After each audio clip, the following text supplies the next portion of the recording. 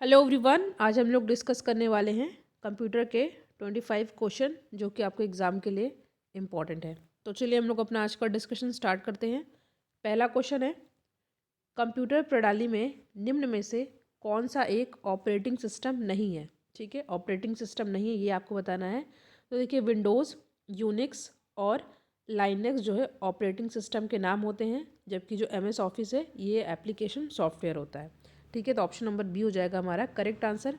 देखिए, सभी question important है, ये ऐसे क्वेश्चन हैं जो कि एग्जाम में कई बार पूछे गए हैं, तो आपको किसी भी क्वेश्चन को स्किप नहीं करना है। ठीक है, सभी को अच्छे से याद कर लेना है। कंप्यूटर के वीडियोस की प्लेलिस्ट बनी हुई है, तो आप उन वीडियोस को भी देख सकते हैं। तो MS ऑफिस क्या होता है, ये एप्लीकेशन सॉफ्टवेयर होता है। बाकी विंडोज़, यूनिक्स और लाइनक्स जो है ये ऑपरेटिंग सिस्टम के नाम है। ठीक है, नेक्स्ट क्वेश्चन है, इंटरनेट पर कंप्यूटर की पहचान किस प्रकार निश्चित होती है। बहुत ही इंपॉर्टेंट क्वेश्चन है ये, तो ये हो जाएगा IP एड्रेस के द्वारा। ठीक है, तो इंटरनेट पर कंप्यूटर की पहचान IP एड्रेस के द्वारा होती है। जब भी कंप्यूटर वेब से कोई सूचना प्राप्त करता है तब इसका IP एड्रेस इसकी पहचान के रूप में कार्य करता है। ठीक है, थर्ड क्वेश्चन है हमारा, कंप्यूटर प्रणाली में निम्न में से सबसे अधिक संग्रह क्षमता किसकी होती है। स्टोरेज कैपेसिटी की बात हो रही है, तो यहाँ पे हमारा जो सही आंसर होएगा यहाँ हो जाएगा ऑप्शन नंबर C, टेराबाइट। देखिए, जैसा कि आपको पता है, 4 बिट मिल करके 1 निबल बनाते हैं। ठीक है, 1 निबल। और 8 बिट से 1 बाइट बनता है। 8 बिट से 1 बाइट बनता है, और इसी के साथ ये आगे प्रोसेस चलता जाता है। और 1024 बाइट से क्या बनता है, 1 किलोबाइट। ठीक है, 1 KB जिसे हम लोग कहते हैं हिंदी में शॉर्ट फॉर्म में। और 1024 KB से क्या बनता है, 1 मेगाबाइट यानी कि MG। और इसी तरह 1024 MG से क्या बनता है हमारा GB। ठीक है, 1 GB। और इसी तरह 1024 GB से हमारा क्या बनता है, 1 TB। ठीक है, इसी तरह ये प्रोसेस आगे चलता जाता है। तो यहाँ पे अकॉर्डिंग टू ऑप्शन की बात की जाए तो टेराबाइट जो है यहाँ पे सबसे अधिक स्टोरेज कैपेसिटी रखता है। आगे भी होता है। नेक्स्ट क्वेश्चन है हमारा, कंप्यूटर प्रणाली के अंतर्गत डाटा हस्तांतरण यानी कि डेटा ट्रांसमिशन की आवृत्ति सीमा को क्या कहते हैं। डेटा ट्रांसमिशन की आवृत्ति सीमा को हम लोग क्या बोलते हैं। तो यहाँ पे जो हमारा सही आंसर रहेगा ये हो जाएगा बैंडविड्थ। ठीक है,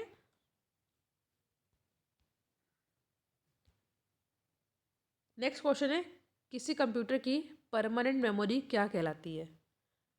एक परमानेंट मेमोरी होती है, एक टेम्पोररी मेमोरी होती है। तो यहाँ पे जो रोम होता है जिसका फुल फॉर्म होता है रीड ओनली मेमोरी। ठीक है, रीड ओनली मेमोरी, ये क्या होता है, ये जो है हमारा परमानेंट मेमोरी कहलाती है। कुछ इंपॉर्टेंट फैक्ट आपको याद कर लेना है। रोम यानी कि रीड ओनली मेमोरी।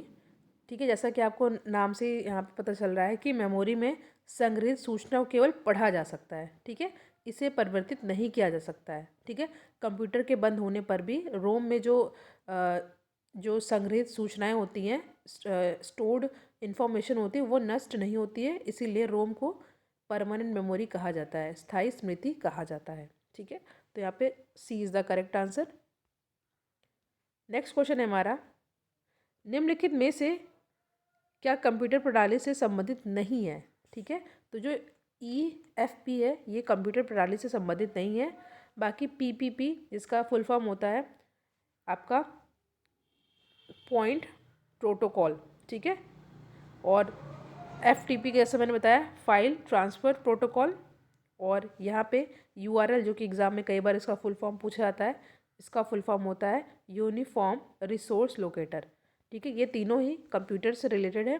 जबकि बात की जाए EPF की, ये जो है कंप्यूटर प्रणाली से रिलेटेड नहीं है, इसका फुल फॉर्म होता है एम्प्लॉयज़ प्रोविडेंट फंड। ठीक है,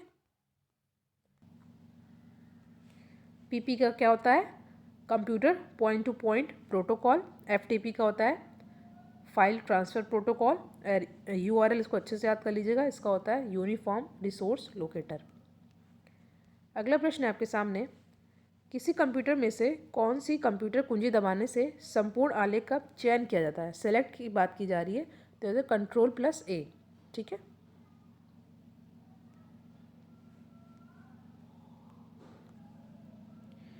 नेक्स्ट क्वेश्चन है, एक सामान्य त्रुटि पता लगाने की कोड CRC का पूर्ण रूप क्या है? फुल फॉर्म आपको बताना है CRC का। तो CRC का फुल फॉर्म होता है साइक्लिक रिडंडेंसी चेक। ठीक है। और इसका उपयोग जो है मेनली किस लिए किया जाता है? डिजिटल नेटवर्कों एवं भंडारण युक्तियों में डेटा के आकस्मिक परिवर्तन की वजह को ज्ञात करने के लिए। ठीक है। तो option number C is the correct answer. Next question is, कौन सी कोटि BIOS का सर्वोत्तम परिभाषित करती है? तो यहाँ पे हमारा पहले तो आपको BIOS का फुल फॉर्म पता होना चाहिए। तो होता है basic input output, basic input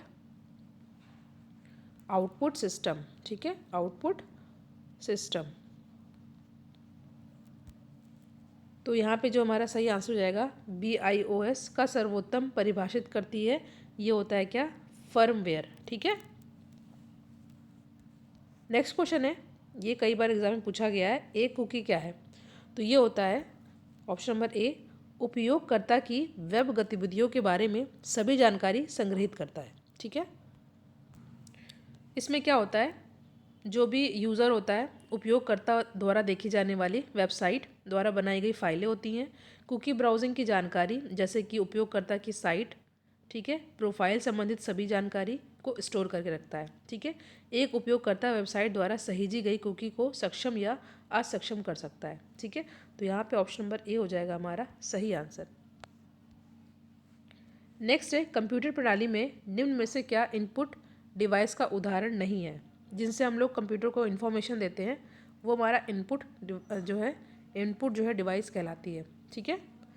जिसमें जो है कौन कौन सी इनपुट होती है, जैसा कि आपको पता है कि यहाँ पे नहीं पूछा है, बट क्या होता है मैंने आपको बता दिया कि जिससे हम लोग कंप्यूटर को इनपुट डेटा देते हैं, इन्फॉर्मेशन देते हैं, वो इनपुट डिवाइस कहलाती हैं। जैसे कि कीबोर्ड। ठीक है, कीबोर्ड से हम लोग जो है एंटर करते हैं। ठीक है। और इसके अलावा स्कैनर्स भी हमारा इनपुट डिवाइस होता है, माउस से भी इनपुट डिवाइस होता है, प्रिंटर से हम लोग ये प्रिंट आउट लेते हैं, तो ये प्रकार का आउटपुट डिवाइस हुआ। ठीक है। इससे इन्फॉर्मेशन बाहर आ रही है। और ये माउस, स्कैनर, कीबोर्ड, ये सभी जो है क्या है? इनपुट डिवाइस है। इनपुट और आउटपुट दो होते हैं, और keyboard, mouse, scanner, light, pen, ये सभी इनपुट डिवाइस होती हैं। और मॉनिटर हो गया, इस पर हम लोग इन्फॉर्मेशन को देखते हैं। और प्रिंटर हो गया, ठीक है, प्रिंट आउट निकालते हैं। प्लॉटर, ये सभी जो है आउटपुट डिवाइस होती हैं। ठीक है। फिर से सेम क्वेश्चन है, कंप्यूटर में निम्न में से कौन सा इनपुट डिवाइस नहीं है? तो ये 2 बार हो गया है, तो यहाँ पे ऑप्शन नंबर बी हो जाएगा सही आंसर। नेक्स्ट क्वेश्चन है, निम्न में से दिए गए विकल्पों में से उस विकल्प को चुनिए जो भिन्न है। लाइनेक्स, गूगल, iOS और विंडोज़। पहले क्वेश्चन में मैंने आपको बताया था लाइनेक्स, विंडोज़ और iOS ये सभी क्या है? ये जो है ऑपरेटिंग सिस्टम है। बाकी गूगल तो आपको पता ही है सर्च इंजन है। ठीक है। तो यहाँ पे ऑप्शन नंबर बी हो जाएगा हमारा सही आंसर। गूगल से हम लोग चीज़ों को सर्च करते हैं। ठीक है। बाकी ये iOS, विंडोज़, लाइनेक्स ये ऑपरेटिंग सिस्टम होता है। कंप्यूटर प्रणाली में ALU का फुल फॉर्म पूछा है, तो यहाँ पे सही ये भी क्वेश्चन बहुत इंपॉर्टेंट है, इजी है, बट कई बार एग्जाम में पूछा गया। CCC के एग्जाम में भी ये सभी क्वेश्चन इंपॉर्टेंट है। तो ALU का फुल फॉर्म क्या होता है? Arithmetical logical unit. Option number A हो जाएगा हमारा सही आंसर। ये काम करता है, ये काम जो है करता है जो हमारे मैथमेटिकल कैलकुलेशन होता है, यूनिट गणितीय तथा तार्किक संसाधनों हेतु इसका प्रयोग किया जाता है। कैलकुलेशन हो गया, बाकी चीज़ों के लिए इसका यूज़ किया जाता है। ALU। नेक्स्ट क्वेश्चन है, टेलीफोन नेटवर्क के तारों पर डाटा संचारण द्वारा इंटरनेट उपलब्ध के लिए कौन सा प्रौद्योगिकी इस्तेमाल किया जाता है? ठीक है। तो यहाँ पे सही आंसर होगा डिजिटल सब्सक्राइबर लाइन। ठीक है। टेलीफोन नेटवर्क के तारों पर डेटा संचारण द्वारा इंटरनेट उपलब्ध कराने हेतु DSL यानी कि डिजिटल सब्सक्राइबर लाइन टेक्नोलॉजी का इस्तेमाल किया जाता है। तो option number D is the correct answer. Computer में कौन हार्डवेयर है? ठीक है। देखिए, कंप्यूटर के उन पार्ट्स जिसको हम लोग टच कर सकते हैं वो हार्डवेयर कहलाते हैं, और जिसको हम लोग टच नहीं कर सकते हैं वो क्या कहलाता है? सॉफ्टवेयर। ठीक है। तो CD-ROM ठीक है। CD रोम जिसका फुल फॉर्म क्या होता है, compact disc read only memory, ये ऑप्टिकल डिस्क होता है और ये हार्डवेयर होता है। ठीक है, तो ऑप्शन नंबर यहाँ पे सी इज़ द करेक्ट आंसर।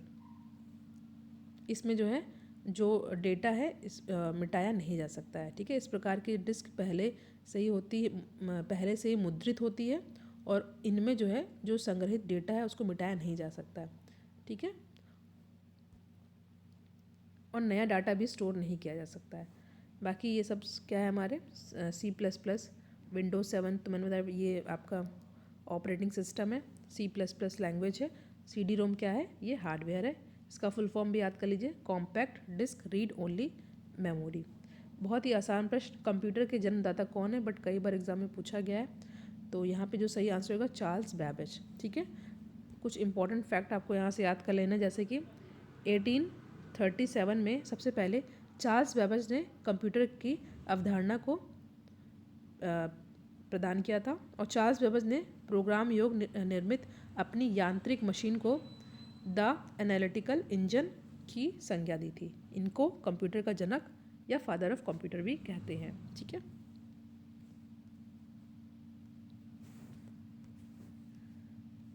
अगला क्वेश्चन है, निम्नलिखित में से कौन सा लैंग्वेज पास्कल से प्राप्त सिस्टम प्रोग्रामिंग लैंग्वेज है एवं रक्षा एप्लीकेशन के लिए अभीष्ट है। तो ये है एडा। ठीक है, option number D is the correct answer. इसका विकास जो है 1980 के दशक में हुआ था और इसे एडा 83 नाम दिया गया था। ठीक है, एडा 83। नेक्स्ट है, कंप्यूटर में डाटा का किस रूप से भंडारण होता है। किस रूप में भंडारण होता है, बाइनरी के रूप में। ठीक है, 0 और 1 ये होते हैं बाइनरी नंबर्स। नेक्स्ट, निम्न में से कौन सुमेलित नहीं है। ठीक है, तो MS वर्ड DOC ये सही है, MS एक्सेल XLS ये भी सही है, MS पेंट JPG ये सही है, MS पावर पॉइंट ये PTP ये नहीं होगा। ठीक है, इसका PPT होता है, पावर पॉइंट PPT होता है, PTP नहीं होता है। ठीक है, तो ऑप्शन नंबर डी ये सही सुमेलित नहीं है। MS पावर पॉइंट एक लोकप्रिय प्रेजेंटेशन सॉफ्टवेयर है, इसे प्रेजेंटेशन तैयार किया जाता है और इसका जो है एक्सटेंशन क्या होता है या फाइल विस्तार क्या होता है, PPT। बाकी चीज़ों को भी आपको अच्छे से याद कर लेना है, यहाँ पे उल्टा दे दिया गया है। ठीक है, नेक्स्ट है, निम्नलिखित में से कौन सा कंप्यूटर एनालॉग आउटपुट को डिजिटल फॉर्म में परिवर्तित करने में मेनली यूज़ किया जाता है। ठीक है, एनालॉग को डिजिटल में कैसे कन्वर्ट किया जाता है, किसके द्वारा, तो ये हो जाएगा हाइब्रिड कंप्यूटर के द्वारा। ठीक है, हाइब्रिड कंप्यूटर में एनालॉग कंप्यूटर एवं डिजिटल कंप्यूटर दोनों के गुण होते हैं। ठीक है, तो यहाँ पे जो है और ये जो है एनालॉग आउटपुट को डिजिटल फॉर्म में परिवर्तित भी कर सकता है। तो यहाँ पे ऑप्शन नंबर सी हो जाएगा सही आंसर। नेक्स्ट है, निम्नलिखित में से कौन सा कंप्यूटर एनालॉग कंप्यूटर को, आई थिंक सेम क्वेश्चन है। अगला प्रश्न है हमारे सामने, निम्न में से कंप्यूटर नेटवर्क में क्या अद्वितीय नहीं होता है। ठीक है, तो ये जो वर्क ग्रुप का नाम है ये जो है अद्वितीय नहीं होता है। देखिए, कंप्यूटर नेटवर्क में वर्क ग्रुप का नाम जो है ये अद्वितीय नहीं होता है और जो होम ग्रुप नेटवर्क या छोटे ऑफिस नेटवर्क बनाने के लिए वर्क ग्रुप का निर्माण किया जाता है। ठीक है, वर्क ग्रुप का निर्माण किया जाता है। इसके द्वारा फाइल, प्रिंटर आदि के शेयरिंग दूसरे नेटवर्क पर आसानी से की जा सकती है। ठीक है, और वर्क ग्रुप का नाम सभी कंप्यूटर के लिए एक समान होना चाहिए। अगला प्रश्न है, कंप्यूटर प्रणाली में CD रोम द्वारा क्या दर्शाया जाता है। देखिए, CD रोम का फुल फॉर्म मैंने अभी आपको बताया था। अगर आपने वीडियो को अच्छे से देखा है तो CD रोम का फुल फॉर्म कमेंट सेक्शन में ज़रूर दीजिएगा फिर से। और यहाँ पे कंप्यूटर प्रणाली में CD रोम द्वारा क्या दर्शाया जाता है, ये दर्शाया जाता है ऑप्टिकल डिस्क को। ठीक है, ऑप्शन नंबर ए है हमारा सही आंसर। नेक्स्ट क्वेश्चन है, निम्न में से कौन सा एक कंप्यूटर ऑपरेटिंग सिस्टम नहीं है। कई बार मैंने आपसे डिस्कस किया है, Linux, MS DOS, MS word या यूनिक्स। ठीक है, तो यहाँ पे सी इज़ द करेक्ट आंसर। ठीक है, ये मैंने आपको बताया ये क्या होता है, ये एप्लीकेशन सॉफ्टवेयर होता है। बाकी लाइनक्स, MS DOS, यूनिक्स ये क्या है, ऑपरेटिंग सिस्टम है। तो सी इज़ द करेक्ट आंसर।